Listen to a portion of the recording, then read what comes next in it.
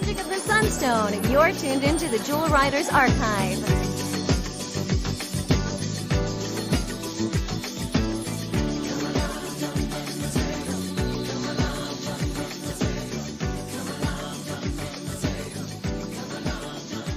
Hey everyone, welcome to another episode of the Jewel Riders Archive podcast. I'm your host, Chris Canther, and here today with me I have two fabulous authors from Snowy Wings Publishing, Lyssa Chiavari and her sister Jane Watson. Welcome to the show. Yay, thank you for having us. Oh, totally. See, this is the twin sticks Sister thing. Moment. I love it. So I first kind of want to start by telling people a little bit of a funny story. I don't know if you both know Lisa Dawn. She's like another fantasy author, and she publishes the Princess blog. Yeah. Right. Lisa and I were friends in high school. So she's actually like the first person I met through the Jewel Riders fandom. Oh, that's so sweet. Yeah. Like she used to run the Live Journal group. And after she left, I briefly ran it. And while I ran it, I did a read along of the Avalon Web of Magic series. And I believe, Lyssa, you were one of the people who read along. And when I sent out prizes at the end, I was like, oh my gosh, Stockton, California, the place where Ronnie grew up and is a stone's throw from where I grew up in Lodi, California. And I was just like, are you kidding me? There were Jewel Riders fans here all along.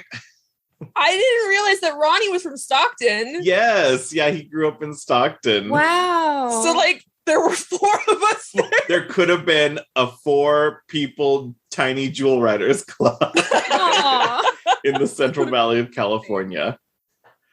Which I was just like, oh my gosh. And then I think by the time, like, I finally figured it out, like, I had moved away and you guys were moving away. And it was just like, wah, wah. So, alas. So that always kind of made me interested. I'm like, oh, it's the other, Stocktonian people. And I always kind of was interested in following up with you guys. So I wanted to actually like ask you a little bit, like, what was it like growing up as Jewel Riders fans as kids? So I was pretty young when it came out, but I remember that it aired really early in the morning on this one network, and our mom would tape it for us, and she liked watching it with us. I think that she's the one who found it. I think. Oh, that's super cute. Yeah. Like I think she might have seen it in the TV guide or something. Yeah, it was really sweet. When we were growing up, she would pay attention to the TV guide and then like other like commercials and stuff on TV. And if the show looked like it would be something we would like, and it would be like on while we were in school or on like at 4 a.m. or something, she would just set the VCR and she'd tape it for us. And so I think that's how we first found Jewel Riders. I think she found it and started taping it for us. I'm 99% sure that she was like, check out this show I found for you guys. And we were just like, yeah. Minds blown completely. Yeah. I mean, it had like everything because we liked My Little Pony and it had the horses. Yeah. And it had like the really great characters and magic and the cute talking animals. And the animation was really pretty.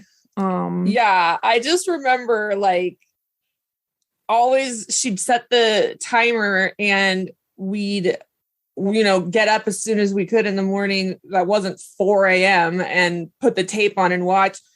And like one of my really strongest memories is when the season 2 premiere happened and the credits changed. Yeah. And we put it on and we were just like, holy. Because the first season credits were really, really pretty, but they would always have, like kind of clips from those episodes. Right. And so they didn't have just like new animation and like the real cool transformation. I love that noise. The noise it makes on the credits for the second season when they start to transform. It's like, oh yeah, that's like a whooshing sparkle noise. Oh my gosh, it gave me goosebumps when I was little, and it still does. Like we rewound the tape so many times. Just watch it over and over. And Tamara was my favorite when I was little, and I remember when we were watching season 1, I loved her babies, but I was like, well, why doesn't she have a unicorn? And then when we saw the season 2 credits, Lisa was like.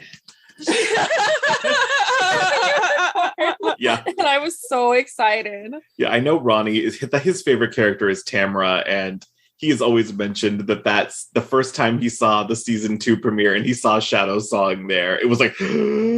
Oh my gosh. Zebra unicorn. Yeah. And Fallon was my favorite character because I always liked the kick butt girl characters, and like she does all those backflips on the season 2 credits. Yeah, she's like a Cirque du Soleil performer. So, what drew you to those characters, each of your favorites as children? So when I was little, I've always really loved animals, and until I was a teenager, I really wanted to be a veterinarian when I grew up. And so I really liked characters that had animals and that worked with animals. And so I think that's why I liked Tamara so much. And then when I was little, also my favorite color was pink. So I think that her pink hair and her pink jewel helped. But I liked all of the characters in Jewel Riders, but I think that that's why I liked Tamara so much, just because she had all of the cute babies, and then she was the one who found Kit the Prism Fox. And then when they showed the episode where they went to her parents' farm, and then all the extra cute animals came in, I was just like, I just love Tamara. A farm that just has elephants and giraffes. Yeah. How about you, Lyssa? Yeah, Fallon, like I said, I always really liked the quote unquote kick butt girls in the shows when I was little, and Fallon was the kick butt girl, and she was tough and she was cool. And you know what though, when I rewatched the series in October, and then I was like, actually though, I like Tamara best now.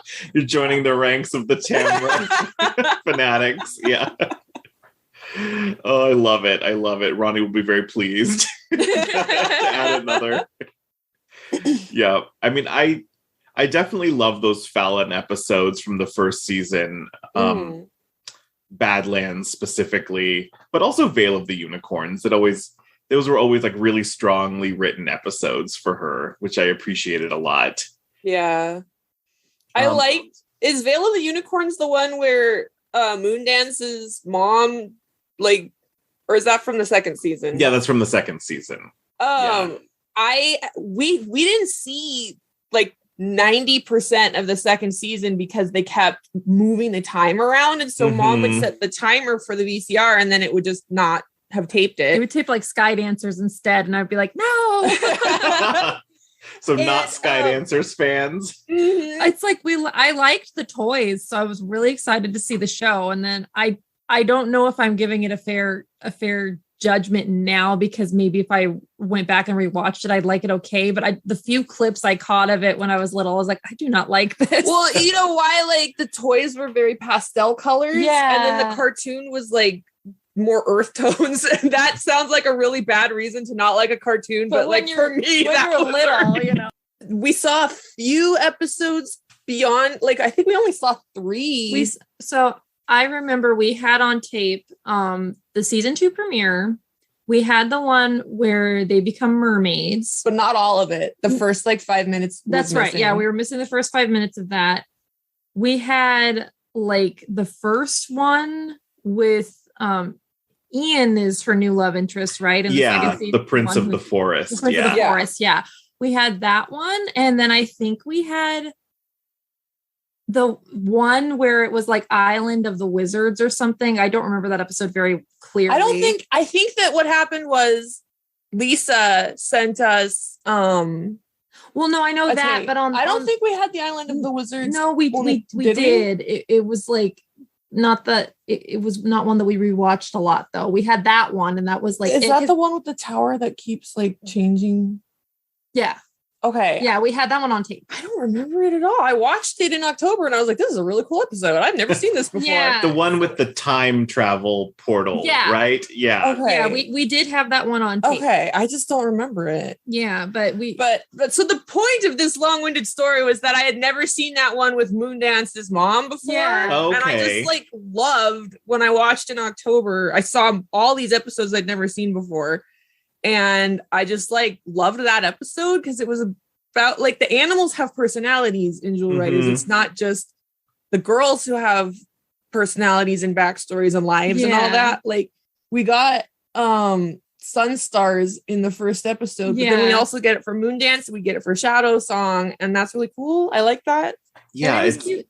Did we find out that in that episode that Cleo and Moondance are cousins? I think. I believe so. Yeah. It's just like a random little thing just dropped in there. And I thought that was really cute. It's like, was that always the case, or did that just come about now? Yeah. But it was so funny since we didn't have the majority of season 2 on tape and we'd never seen it. We were under the impression for the longest time that the series didn't wrap up. We thought that Merlin never came back and that they didn't find all the jewels and defeat Morgana and all of that. And then when Lyssa sent us some episodes, that's when I was like, oh, it actually does wrap up. That's nice, at least. Yeah, I mean, it makes sense because since we lived in the same area, like Ronnie and I never saw the ending. Yeah. Either. So we got it actually from Stormy. I don't know if you remember. Yeah, I don't know if you remember Stormy and her Avalon I never website. actually talked to Stormy, but like she was like the fandom legend name that I always heard, but I never actually talked to her. So yeah, she was the one we sent her. You know, we put cash in an envelope and mailed it to this, random person in Nevada. Who I'm like, I hope she sends us these cartoons. We're like 12. And, bless her soul, she did. Like, she's like a lovely person. And we were just sending money through the mail. I love that. But I remember it was very exciting to see the final episodes. And I was like, oh my gosh, there's an ending? What? Yeah. Because so many cartoons from that era don't end. Yeah. No. I really love Galtar and the Golden Lance from the 80s. And I don't know if you've ever seen that one, but that one's got a really nice plot, but it never gets an ending. And I don't think the Pirates of Dark Water gets an ending. Like one of my most beloved shows is Pirates of Dark Water. Yeah, like Galtar was kind of like predecessor of Pirates of Dark Water. Yeah, like they were both made by Hanna-Barbera and they were both like action shows that had like a plot. Yeah. And then Tormak voices Blarth, I think, is the bad pirate. The villain in Bloth, right? Yeah. Blarth, yeah. Bloth, oh gosh, I can't. Like that. It's been a minute since I watched it. Yeah, he also voices the villain in Galtar. So okay. Galtar's been on my list for a while of things I need to check out. So it's so good. I finally watched Thundar the Barbarian. Oh yeah. Ariel too. I was gonna say Tula was voiced by Ariel in Pirates of Dark Water, but yes, that is another Ariel connection. Like Jodie Benson voices Tula. Yeah. I know that. Yeah, I think Pirates of Dark Water set off my like long-standing love of characters with dark skin and light hair. Like in my books, the main girl's based on Kita from Atlantis. Once you told me, because I've been reading through your first book this week. Oh, have you? Mm-hmm. And I've been enjoying it quite a bit. But it's like, once you told me, like, look for some Atlantis things. And I was like, I can see it now. I can see it. It's there. It was very fun. Because I love incorporating things that I liked, once upon a time into the work that I do now. So, like, the story I wrote for Brave New Girls is a story that is basically like, once upon a time I was going to write, like, a Jewel Rider's cyberpunk story. Mm-hmm. And then I thought, like, this is really not even Jewel Riders anymore. Like, it's basically just an original thing. But if you know what to look for, there's still little pieces of Jewel Riders there. Yeah. So I mean, there's pieces of Galtar in Fourth World too. Is there really? Okay. Yeah. Yeah. Like if whenever you get a chance to watch Galtar, then you'll see what I'm talking the pieces. I love it. I love it. So what were some of the other shows you enjoyed watching? So I hear not Sky Dancers. We should probably watch it again as adults, and we'll probably be like, "This is really good. What was our problem?" Yeah, but it was I loved Sky Dancers personally, but I also like its like twin show Dragonflies a lot. Oh yeah. which is like the most two unremembered shows of all time, I feel like. But did you watch Tenko? Yeah, see, that was the other thing. I'd never even heard of that before you guys started posting about it. Oh, really? They've been posting on the Jewel Riders social media. It's just like another cartoon that was on at the same time, like Princess Tenko and yeah.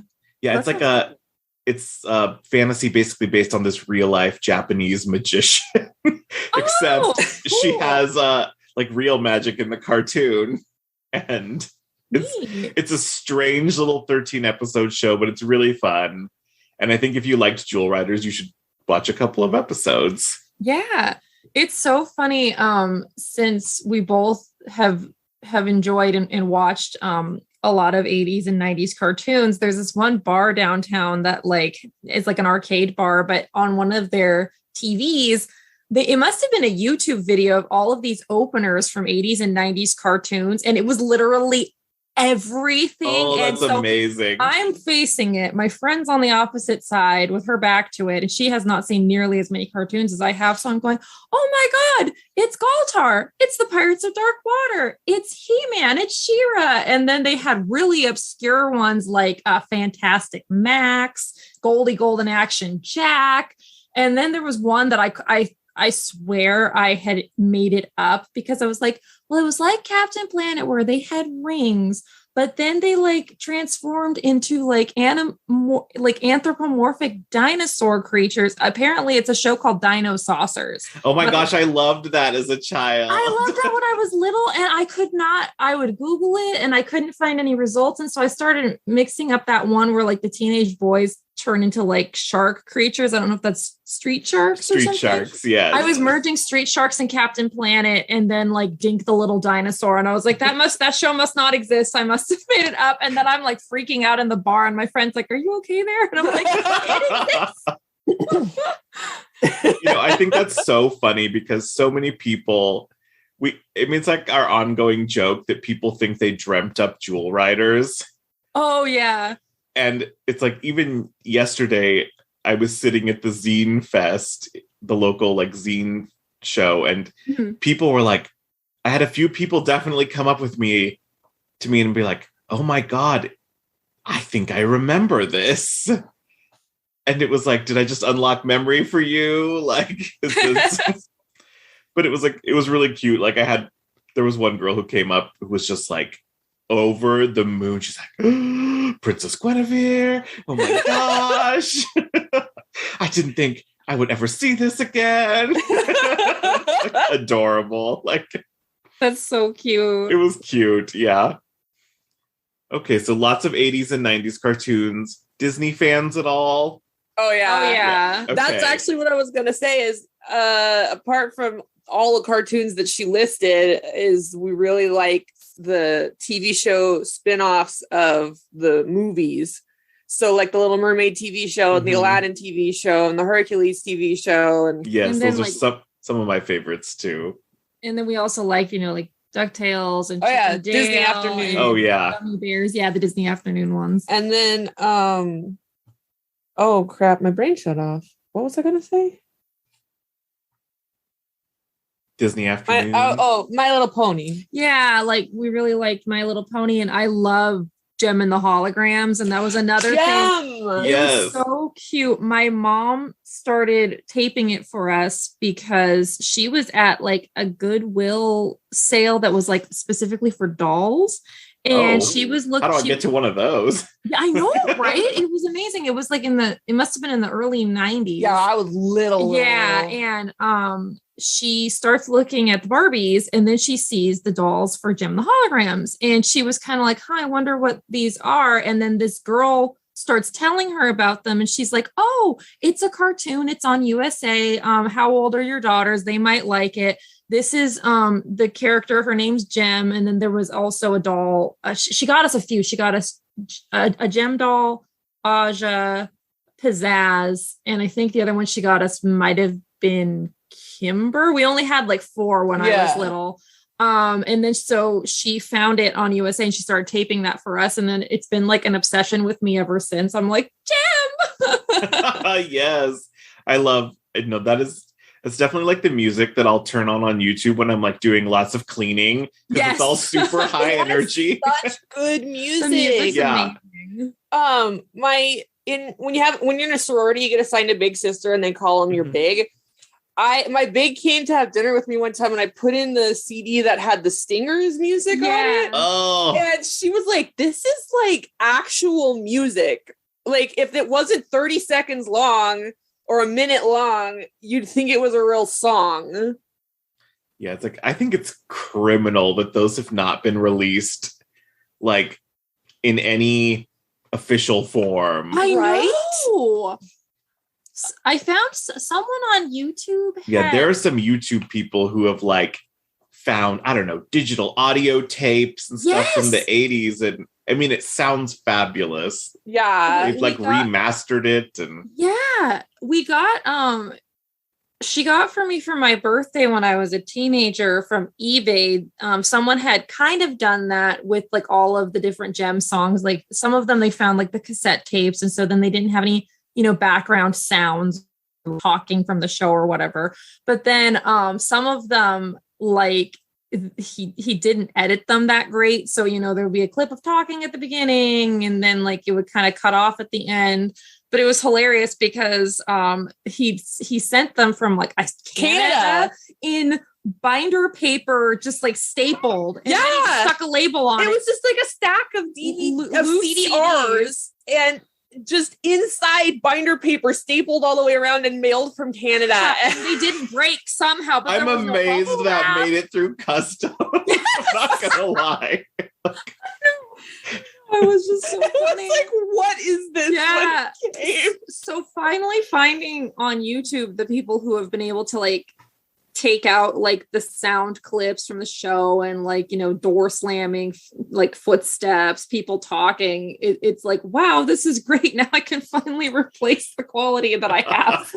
Like two weeks ago on Instagram stories, I think it was Ronnie, but it might have been you. Somebody posted like a clip of the Misfits and the holograms. I'm working. The workout video, yes. It's doing me. I just like start messaging like doing me and working. Yeah. It's like caps and like screaming the lyrics in Yeah. response to the I'm definitely the Misfits when it comes to that video. I love it. So from your childhood love of cartoons and some dolls, when did you decide to start pursuing creative work of your own? Do you want me to go first? You can go. You can go first. You can go first. I have to collect my thoughts to say it in a coherent Yours sentence. has to involve your high school pursuits. You have to talk about the series. No. Don't tell them about you don't have to spill the details. But Just Okay. say that you did it. Okay. Okay. She'll be in a minute. Okay, I'm looking forward to whatever this is now. For me, I always really like to write fanfic. And I just wrote so much fanfic, and it just by the time I got into college, I'd be like taking notes and then writing outlines for fanfics in the same notebook. I like, love it. I love during it. class. And so I always kind of knew that I wanted to write in some capacity when I was older, but I kind of just figured that it would be something I did like after I retired from my regular career or whatever. But then in 2014, I started having health problems and I stopped being able to work. And so I was like, well, I could start writing. Like, that's something that I could do. And so that was kind of the push for me to actually start doing it, quote unquote, career wise, rather than just doing it for fun. Mm-hmm. But yeah, I'd been writing since I was little. Fanfics mostly, or just like little stories. What kind of fandoms did you enjoy writing for? Well, when it comes to publishing them on the internet, I'll start there. Okay. It was Atlantis. You'll never believe that it was A Atlantis. surprise. Yeah. And then back in 2013, 2003 and 2004, they made a live action version of Sailor Moon, not the musicals. It was a TV show, and it was kind of like Power Rangers. Okay, I think I've heard of this. Huh? I think I've heard of it. Yeah, you don't understand, dude. You don't understand. It's really good. So good. I could write you a friggin' doctoral dissertation on how good. That was the first time that they used the term Pretty Guardian Sailor Moon. And so for a long time, people would use PGSM to talk about the live action and then BSSM for the cartoon and the manga. But then now everything's PGSM. So now when you try to search PGSM, good luck finding the live action stuff. But well, if you ever want to write an essay for the archive, I would love to have that. Oh my gosh. I loved it. Was so good. It was very, very different from the manga and the anime in a good way for me. It was really good. In a good way for me. What was nice was they weren't trying to just like cookie cutter make it like a live adaptation of, you know, either the anime or the manga. They just took the characters and they took like the basic Dark Kingdom storyline and they just did their own like it was almost 50 episodes, like 50 episode like spin on it. Mm-hmm. And so like the characters had like different relationships. And then there were a couple like new characters they brought in and they didn't bring in like Chibiusa and stuff. So it was really, really good. It was so good. And it just had like this really interesting take on, you know, how in the manga and the anime, the past life versions are basically the exact same personality as now. And then like when you see like how the new crystal millennium is, like Usagi is like all mature and she kind of just acts like how Princess Serenity did. In the live action version, this is a little bit of a spoiler, but I'm gonna say it anyway. Princess Serenity from the past life is evil. So yeah, like she's not nice at all. She's not nice. She's very selfish. She's self-centered, and she has a completely different like mannerisms and personality. And she like doesn't care if she destroys the entire planet. All she cares about is being with Endymion, and like people are worthless to her and that kind of thing. And so that's like a polar opposite of Usagi, who's very like empathetic and she cares so much about her friends and she values other people more than herself. So then it becomes like this struggle for her to suppress her past life self. And then there's like this struggle among the Senshi and the Shiteno, with some of them wanting to bring the past life forward and some of them wanting to destroy the past life because it brought so much destruction in the past. And then there's this like epic climax, and it's just so different than the other series, but like that sounds fabulous. Yeah, it's like amazing. That's why it's so interesting to me, is because it tackles this like really deep, for a show that's supposed to be for little kids. Like, you know, is destiny something that you can fight against, or is it something that you should follow? And like, what, you know, is following destiny good or evil kind of thing?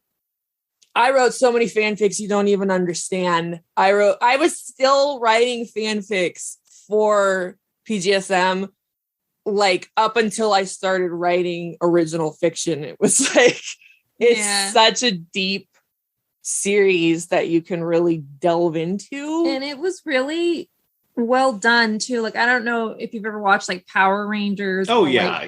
And then have you ever seen any of the Sentai that the Power Rangers are based off of? I actually just bought the DVDs of that to try to check it out for the first time. Yeah. So Toei made the series, and they do other things aside from just the Sentai with the Rangers. They do like tokusatsu, where it's like 30 minutes and it's action and all of that, and they have monsters and choreography and stuff. So it was really good. Like, they had really good costumes, and they'd fight the you know, the Yoma, and you know, they didn't have Zords or anything, which was nice because I usually fast forward past the Zords because I get bored. So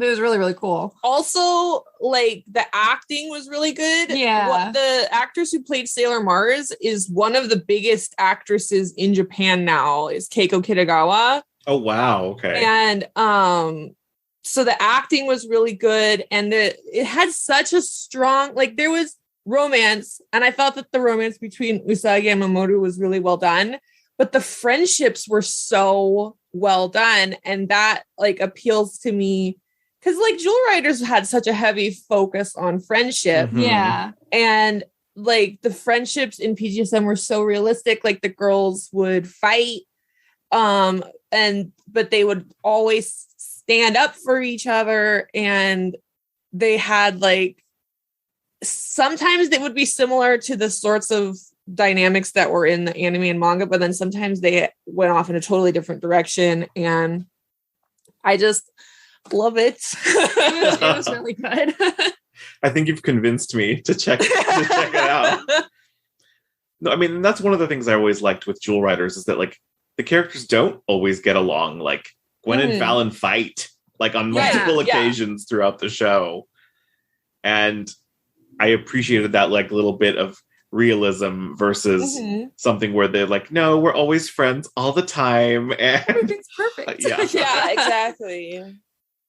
And so it's like, and I like, you know, Sailor Moon has like largely like skated off of me. Like I'd never really got into it as a kid. And then it's like nigh unapproachable now to think about watching like 200 plus episodes of something. Yeah. But, you know, a 50 episode thing, that's like very doable. Yeah. Like very doable. Yeah. If it has more baked in conflict, I think that's also appealing. Right, exactly. The first like 5 episodes are really, really, really cheesy. So like prepare yourself.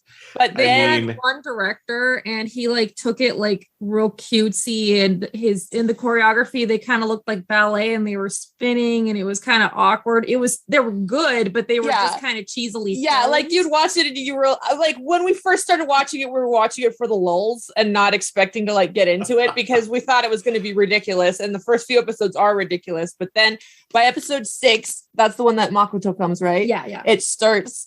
You start getting more of like the deep friendship kind of thing.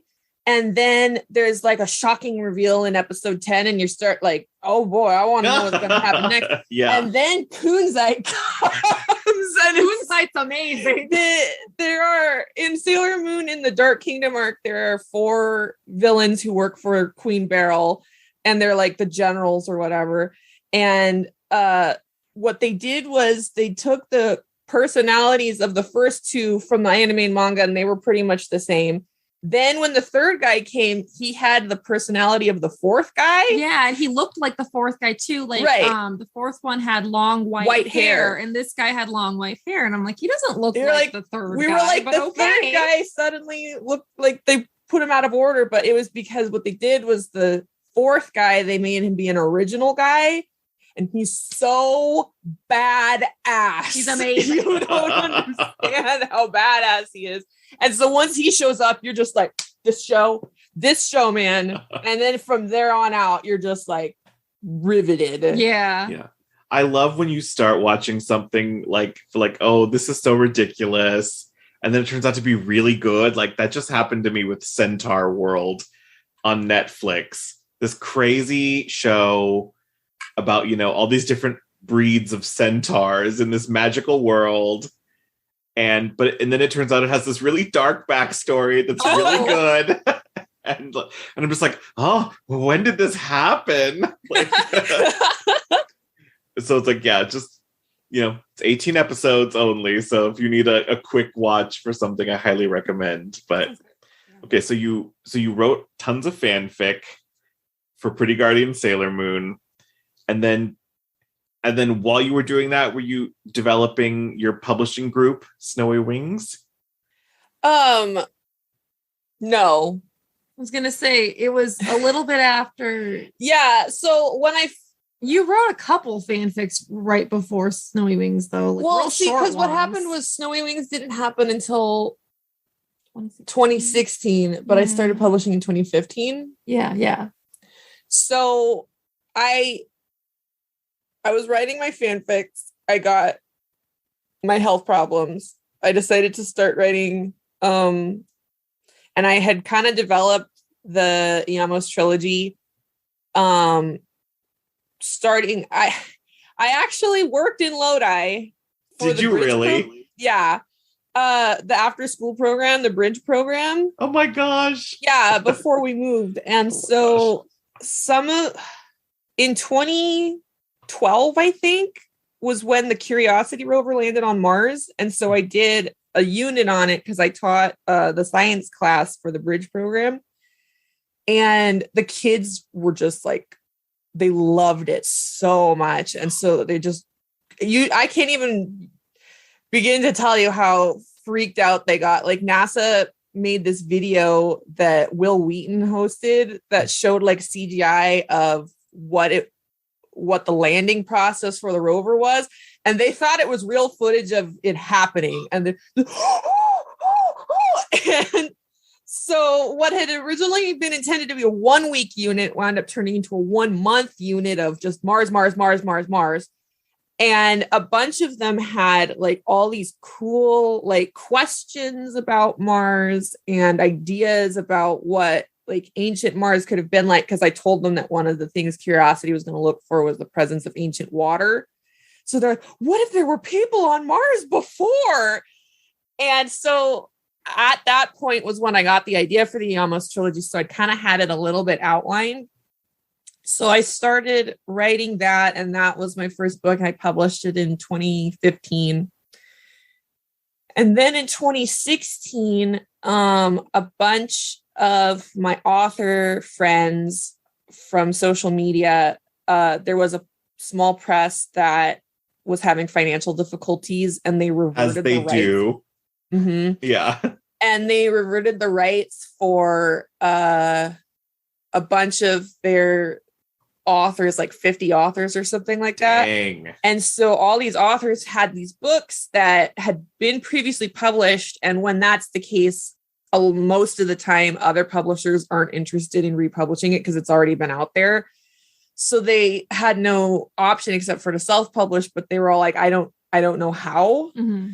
And then at the same time, I had been self-publishing, and I had edited an anthology, and she'd written a story for it, and she'd wound up developing that into a novel. And we have to go back in a minute and let her talk about her origin story. We'll definitely rewind. But so I had been talking to her and another one of our friends who had a book that was published with a traditional publisher that the rights reverted. So she was going to be self-publishing. And I basically was like, I heard that you can get hardcovers through Ingram Spark, but you have to have ISBNs, and those are expensive. But if we all did it together, then it would be less expensive. And so we should do that. And then we hadn't really moved on it when all of a sudden all these other authors got their rights reverted and were talking about self-publishing. And so I contacted a bunch of them, and I was like, why don't we just like form a co-op? And so that was how Snowy Wings got its start, was just like a group of us all self-publishing together. And then it's kind of wound up really growing over the last 5 years. Mm-hmm. We became members of the IBPA as a hybrid publisher, and we got some of our books got really positive trade reviews through groups or publications like Kirkus Reviews and Booklist and Library Journal. And so we got offered library distribution. Oh, wow. Yeah. Through Broad Art Books. And so we kind of went from just being like a loose like group of people just kind of doing our own thing together to having a bit more structure. But the premise is still essentially the same. It's just that there's more structure to it, but that also has brought like some really great opportunities for our books and for our authors. And I think that I'm really proud of the fact that we've gained a good reputation among the industry and among the gatekeepers, that we do put out quality books that are, the same quality as traditionally published books. And we've gotten respect from that, and that's opened a lot of doors. And, it's made librarians eager to stock our books, and that puts it in front of more readers. And that's really been a fulfilling experience. And I always just get super proud whenever we get a positive trade review. We just got a really nice one from Forward Reviews for Scrumptious by Jenny K. Brown. And she was just so happy because she's had 3 traditionally published books and none of them ever received a trade review. But her indie book, Through Snowy Wings, got a positive trade review from a major publication. And so she was just super excited about that. And that makes me feel really proud that we've been able to do that. Oh, that's so awesome. I love it. It's like you kind of made your own circle of friends. Yes, we did. I love that. I love that. I love that description. That's what it's like. I love it. So to rewind a little bit, Jane, I hear there's a story I need to hear. It sounds like. Yes. So, where to begin? I guess I'll just okay. How did you get your start? Okay. So I'd always kind of liked jotting down when I was really young, like little like short stories that were like original things. Like she and I would write things about like the pets and stuff. And then we had this one little really kind of lame little game that we would play when we were little, where we had magical powers, and it was kind of like based on Jewel Riders. And I remember I like wrote that down and I was like, maybe that could end up being, like a book or something. But when I think I was 14, I had this really cool dream about this like fantasy world and these characters. And when I woke up, I was like, I have to write this down. And so I wrote it down and I told her about it. And she was like, this sounds really amazing. And I'm like, I feel like I should like try to, because, I was just like 14. I was like, maybe like I could like keep working on it and eventually make it a book or something. And she was like, or, this seems kind of, because I would always like draw with my little stories. She was like, well, this, maybe you want to make it like a comic book or something. So for the next few years, I worked on the characters and I worked on making it a comic book. And my art was really bad at first, but it got a lot better. I look through my old binders now and I'm like, oh, okay, that's painful. Oh, okay. The newer that's every artist, unfortunately. So, yeah. And so then I kind of started working on other little series like, and then this could be like a sister series to that comic book series. And then I came up with a couple more. And that the series that I'm referring to, it was really inspired by Jewel Riders in that she's got a magical jewel and it doesn't do the cool things that they do in Jewel Riders. Like it doesn't like have like the beams of power shoot off of it and you can't really fight with it.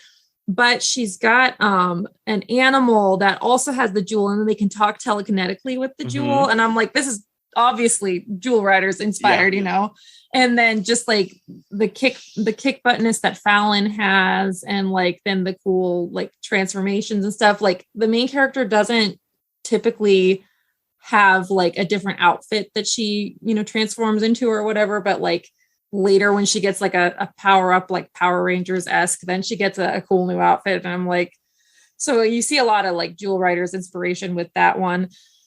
It still has not been published though, because I've been working on it off and on over the years. And I'm like, I kind of think I need to make it be books instead of a comic book, because like I'm fine with people and animals and dragons, but when it comes to drawing like buildings and things behind it, it gets really, and then coloring it was a nightmare. So I was like, this is never going to be done, worst man. Nightmare. Draw this building. So it's like it needs to be a book series, and it's one of those ones where I made it really long with the plot, and I don't want to start publishing it until I have the entire plot kind of figured out, because there's some really great I don't know if you've ever read the manga Fruits Basket, but yeah, I love how she foreshadows things from like volume 1 that happened then in like volume 22 or whatever. And I'm like, I want to be like that. I want to be that on it with the plots. She's like super detailed with her plotting in advance for this series. But so is that how you, sorry, go ahead. All of us want it. I know. All of us want it. That sounds fabulous. Like, I want to read this. When she was in high school, her teacher, like, she made some issues for class and he was like, he was a fan. He was like, this needs to be published. So like all of us who have read it are sitting here like, where is it? Where is it? Where I is know, it? I know. And I'm like, ah. Do you have some scans I could read? Oh my God. She's too much of a perfectionist. She won't let you see it. I know, right? You'll be like, this is great. And I'll be like, but it's not done yet. That's what I'm saying. I was like, You know, my writing teacher has a phrase that I love that says perfect never finishes. Yeah. So Exactly. So I really need to, I've come up with like a bunch of other ideas for like standalone books that I've gotten like half done. And then she'll be like, but what about that one? And I'm like, I gotta finish it. yeah. Well, now she's going to be sorry that we did this because now I'm going to be sitting here like this. And Chris is going to be like, well, I remember when I got when they put Gem and the Holograms on DVD, and the one like head writer who did the series Bible and everything. Christy Marks. Yes, Christy Marks. I was like, Christy something.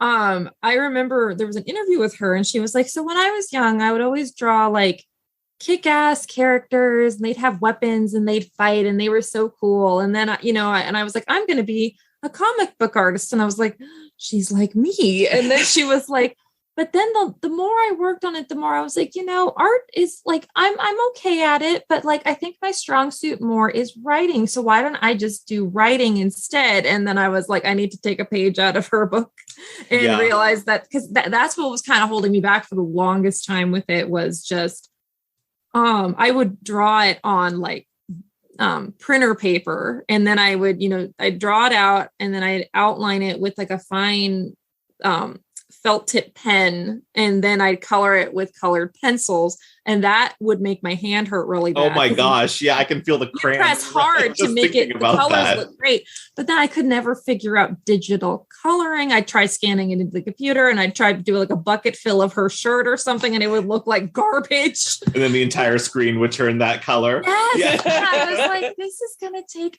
1,000 years. And then like I got really into manga at that point, and our mom really liked reading some manga too. She'd be like, well, you could make it like a manga and not color it. And I'm like, yeah, but I feel like it's like lifeless without the colors that I'm imagining. So finally now I think if I just kind of push it out of my mind, I'm like, okay, it's not a comic anymore. You don't have to worry about how to draw the villain's castle anymore. It's fine. Like, just, you can always include illustrations with your book, like the Avalon Web of Magic series. Mm-hmm. Yeah, that's what I think I would like to do. And then maybe have just like, since I really liked Power Rangers growing up. And so I always really liked like the fighting and the battling and like, ooh, she's got a bow and arrow, and ooh, he's got a really cool sword and stuff. So I drew out like really elaborate like weapons. Yeah. And so I'm like, I could put that like, I don't know, on the chapter header or something, just like a little sketch of each. Yeah, exactly. Yeah. I think digitally, especially, it's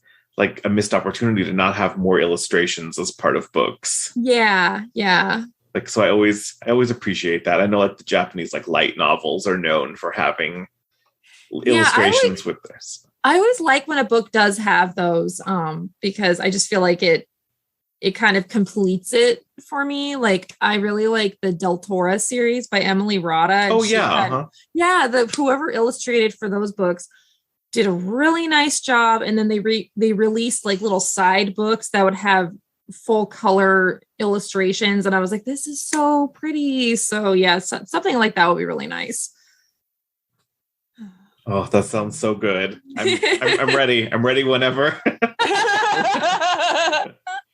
I know. I think it's funny. I think a lot of people who grew up watching a lot of cartoons and Jewel Riders and that kind of stuff made our own Jewel Rider-esque series. You know, Ronnie and I, infamously, we still laugh about it. We had one we just called Wand Warriors. I love it. So it's like, yeah, that's not Jewel Riders at all. So, and sometimes I still have like little bits of it in my head, and someday I'm like, it might not look like it did when I was 12, but I think there's still a story there worth telling sometimes. Yeah. So yeah, exactly.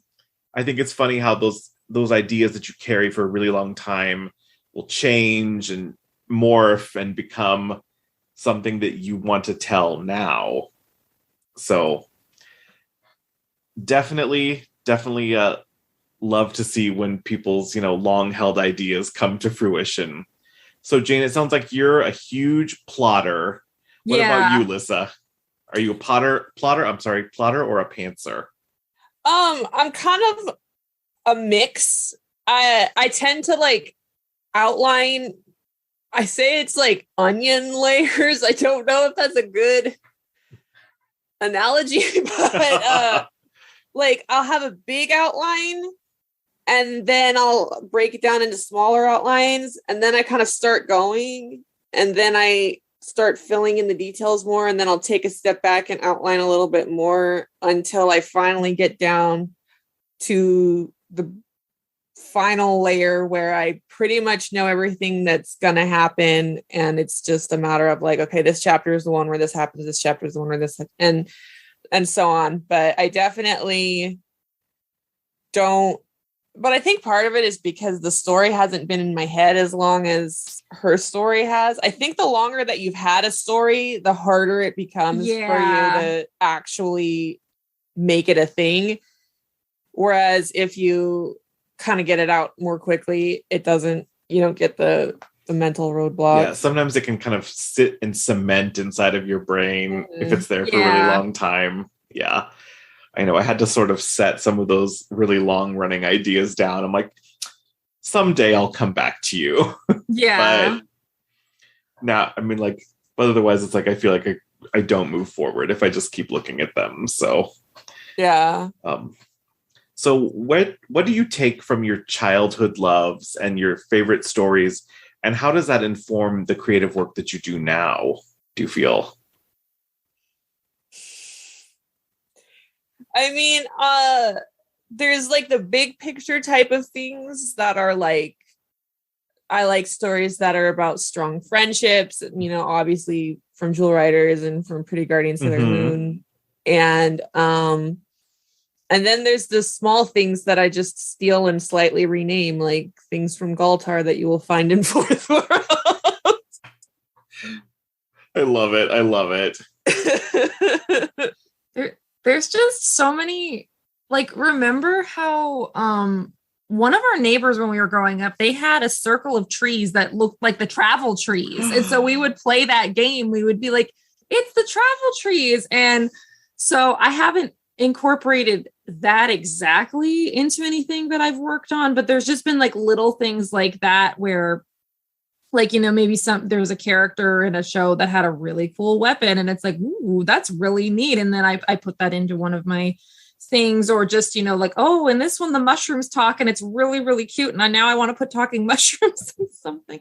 I love how in Jewel Riders, Tamara's babies talk. They're just so cute. And so I wrote this one short story that was a fairy tale retelling based off of Hans Christian Andersen's The Goblin at the Grocer's.